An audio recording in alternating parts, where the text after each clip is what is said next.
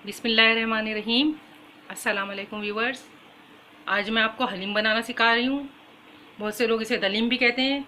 इसके लिए मैंने गोश्त लिया है, बिल्कुल रूखा गोश्त लेना है आपको। बड़ी बोटी कटवानी है। 1 किलो बछिया का गोश्त लिया है मैंने। गेहूँ या गंदुम भी इसे कहते हैं, ये लिए मैंने आधा किलो। और इसको मैंने 5 से 6 घंटे पहले भिगो दीजिए। आप इसको रात को चाहें तो रात को भिगो दीजिए अगर सुबह बनानी है आपको, वरना 5-6 घंटे इसको भिगोना है। और चने की दाल ली है मैंने, 1.5 पाव के जितनी मैंने चने की दाल ली है।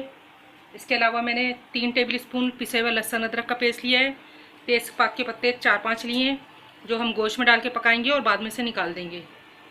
और मैंने प्याज ली है, 2 बड़ी गट्टियाँ प्याज की ली हैं मैंने, ये वाली प्याज की। और ये वाली प्याज जो हम फ्राई करेंगे, लाल प्याज करेंगे, ऊपर से भगाड़ लगेगा, उसकी बारीक बारीक काट के रखी है अलग। और ये प्याज जो है गोश्त में जाएगी। सूखे मसालों में लिया है मैंने 2 बड़े टेबल स्पून लिए मैंने पिसी हुई मिर्चें, 2 टेबल स्पून पिसा हुआ धनिया, 1 बड़ा टेबल स्पून हल्दी का लिया है, 1 टेबल स्पून गरम मसाला लिया है और 1 से 1.5 टेबल स्पून नमक का लिया है। इसके अलावा हम जब गेहूँ उबालेंगे तो उसमें भी 1 चमचा हम नमक का और 1 बड़ा चमचा हल्दी का डालकर उसको उबालेंगे। और इसके अलावा मैंने लिया है 1 चमचा घी का। तो हम अपना पकाना शुरू करते हैं हलीम। थोड़ी सी इमली भी ली है मैंने, इसको मैं पानी में भिगो दूँगी। और मैंने 1 चमचा इसमें घी का डाल दिया है। अपनी प्रेशर कुकर में मैं पका रही हूँ, तो फ्लेम अपनी हम ऑन करते हैं। 1 चमचा मैंने ये वाला इसमें घी का डाला है। और इसमें सबसे पहले हम लहसुन डाल के भून लेंगे अच्छी तरीके से।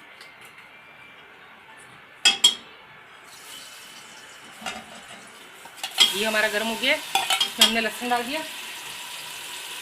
लहसुन को हम भून लेंगे।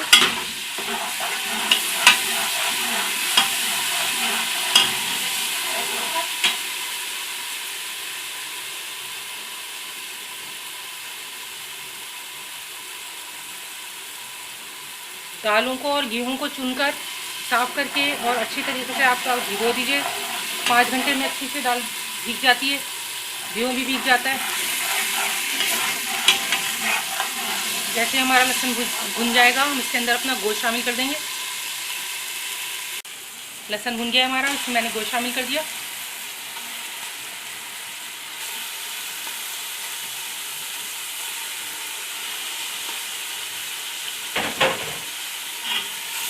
और इसको थोड़ा सा भून लेंगे।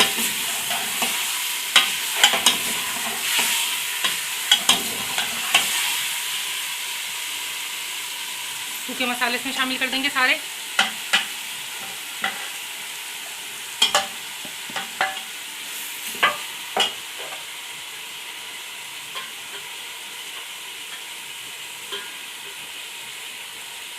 प्याज डाल दिए हमने।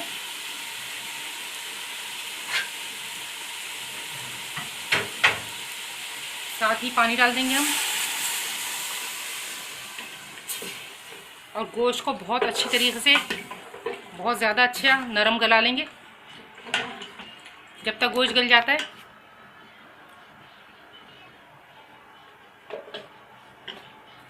हम इसका वेट करेंगे गोश्त गलने का।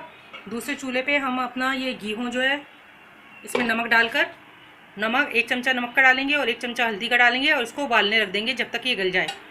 इसमें काफ़ी सारा पानी डाल देंगे भर के। देखिए मैंने अच्छा खासा भर के पानी डाला है, क्योंकि काफ़ी देर तक गोश्त गलेगा। बिल्कुल गोश्त को नरम करना है, इस तरह इतना नरम करना है कि इसका रेशा जो है वो नरम हो जाए। अगर आप प्रेशर कुकर में नहीं पकाना चाहते हैं तो आप इसको रात को भी चढ़ा सकते हैं, हल्की आंच पे दम पे चढ़ा दीजिए, तो सुबह तक बहुत अच्छा नरम गोश्त गल जाएगा। और ये मैं इसको अभी बंद कर रही हूँ। पकना हमारा जैसे स्टार्ट हो जाएगा, हम अपना चूल्हा दरमियानी आंच पे कर देंगे। इसके साथ ही मैंने ये गेहूँ, जिसे गंदुम भी कहते हैं, ये पकाने रख दिया है। इसके अंदर भी पानी डालेंगे। 1 चमचा इसमें मैं हल्दी का शामिल करूँगी। ये देखिए 1 चमचा भर के पूरा बड़ा हल्दी का शामिल कर दिया मैंने। और नमक का 1 चमचा। थोड़ा सा ये जब गेहूँ गल जाएगा उसके बाद हम इसमें नमक शामिल करेंगे और इसमें पानी डाल के हम उबालने रख देते हैं। गेहूँ हमारे गल चुके हैं बहुत अच्छी तरीके से, बहुत नरम गल गए हैं एकदम, ज़रा सा भी इसमें दाना नहीं आ रहा। मैं इसमें 1 बड़ा चमचा भर के नमक का शामिल करूँगी और इसको मैं ठंडा कर लूँगी। ठंडा करके मैं इसको ग्राइंडर में ग्राइंड करके डालूँगी। अगर आपके पास घोटना है तो आप उसे घोटने से भी घोट सकते हैं। लकड़ी का घोटना जो होता है बहुत बड़ा सा, जो देगों में भी इस्तेमाल होता है, घर में भी बड़ी पतीली में जो बड़े पैमाने पे हलीम बनती है, तो घोटने से इसे घोटते हैं तो बिल्कुल सेम वही रिजल्ट आ जाता है। और दूसरी तरफ हमारा चूल्हे पे कुकर पे गोश्त पक रहा है। जैसे गोश्त ज़रा सा नरम हो जाएगा तो हम इसमें चने की दाल शामिल कर लेंगे। गोश्त हमारा आधा गल गया है। ये तेज़पात के पत्ते मैंने अभी निकालनी है इसके अंदर से सारे, तकरीबन आधा। देखिए उंगली मार के तोड़ेंगे तो ऐसे, ये देखिए इतना नरम होना चाहिए गोश्त। ये गल गया है। इस स्टेज पर हम इसमें चने की दाल शामिल कर देंगे।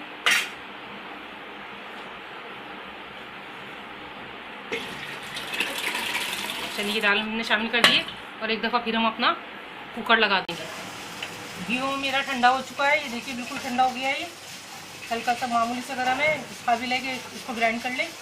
मैंने इसको जग में डाल दिया है। जग में डाल के मैं अच्छे से इसे ग्राइंड करूँगी। फिर मैं इसे गोश्त में शामिल करके साथ मिला के घोट। दाल गल चुकी है। मैंने कुकर में देखा है। ये देखिए दाल गल चुकी है अच्छी तरीके से। गोश्त भी बहुत अच्छा गल चुका है।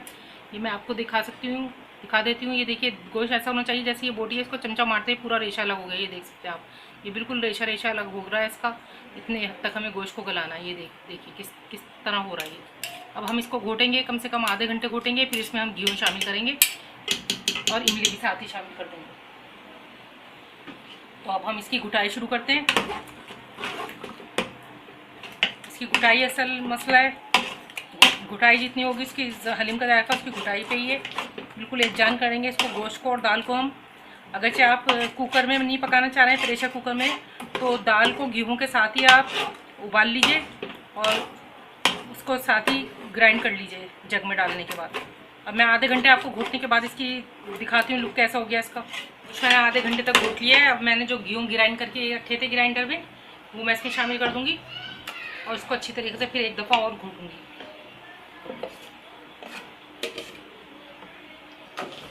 अब फिर इसको दोबारा एक जान करेंगे और साथ ही ये इमली जो मैंने रखी थी, ये मसल के पानी इसका मैं इमली में शामिल करूँगी, हलीम में शामिल कर दूँगी। और चूल्हा हम अपना खोल देंगे और इसको पकाने रख देंगे।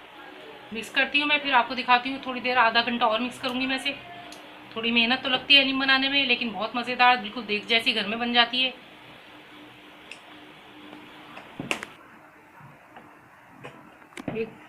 काफ़ी आधा घंटा हो गया हमें हलीम घोटते हुए। ये बहुत गाढ़ी हो गई थी। इसमें 1 लीटर के जितना हमने पानी शामिल किया है और उसको अच्छी तरह फुट होने तक पकाया है हमने। ये देखिए इतनी गाढ़ी होनी चाहिए। ये इस तरह रेशा बनना चाहिए इसका, इस तरीके से। ये देखिए अगर चमचे से गिराएं तो ये ऐसा रेशा बनना चाहिए। गोश्त का होता है, ये गोश्त की वजह से आता है। इसके बाद मैंने फ्राई के लिए घी लगा दिया है चूल्हे के ऊपर। अब मैं ये प्याज जो मैंने बारीक बारीक काट के रखी थी, ये फ्राई करूँगी। साथ साथ हलीम भी घोटती जा रही हूँ मैं। 2 चमचा मैंने घी के लिए और उसमें मैं अपनी ये प्याज फ्राई करने के लिए डाल दिए। और हरे मसाले में मैंने लिया है, गार्निशिंग के लिए मैंने लिया है। इसके बगैर हलीम का टेस्ट बिल्कुल भी अच्छा नहीं आता है। हरी मिर्चें ली हैं मैंने काफ़ी सारी, बारीक बारीक काट लिया उन्हें। अदरक बारीक कटी हुई ली है। 3 बड़े नींबू लिए हैं, इसको काट लिया है। और ये हरा धनिया है और फ्राई प्याज होगी अभी हमारी, जो ऊपर छिड़क के खाते हैं। और इसके अलावा इसमें चाट मसाला डलेगा ऊपर से, जो छिड़क के खाया जाएगा। तो ये प्याज हमारी फ्राई हो जाती है फिर, और हलीम के साथ साथ मैं जोड़ती जा रही हूँ और प्याज भी फ्राई हो रही है। हलीम तकरीबन तैयार हो चुकी है। बस इसके ऊपर हम ये घी का भगाड़ लगाएंगे। अभी प्याज निकाल लेंगे बाहर, वो ऊपर से छिड़क के खाएंगे और घी का भगाड़ इसमें लगा देंगे, फ्राई हो जाएगी ये। तो मैं आपको इसका फाइनल लुक दिखाती हूँ, डिश आउट करती हूँ इसे मैं। सारा हरा मसाला मैंने काट के रख लिया है। ये सब चीज़ें, ये हलीम की जान है। इसके हलीम का मज़ा जो है दोबाला हो जाता है। ये हरा धनिया, हरी मिर्चें, अदरक, लीमू, प्याज और चाट मसाला ऊपर से छिड़क के खाते हैं। फाइनली हमारी हलीम तैयार हो गई है। मैंने इसे डिश आउट कर लिया है। आप देख सकते हैं बहुत मज़े की बनी है। ये रेशे वाली है और बहुत अच्छा टेस्ट है इसका। आप भी ट्राई कीजिए, देखते रहिए कुकिंग आर्ट विद तंजीमा। फिर मिलेंगे किसी और अच्छी वीडियो के साथ। अल्लाह हाफिज़।